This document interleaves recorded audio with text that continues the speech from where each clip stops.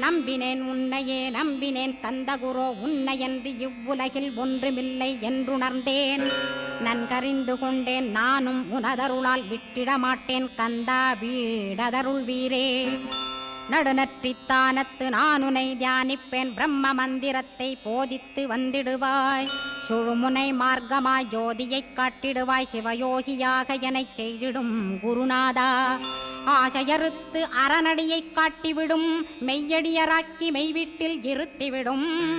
கொங்கு நாட்டிலே கோயில் கொண்ட ஸ்கந்தகுரோ கொல்லிமலை மேலே குமரகுருவானவனே.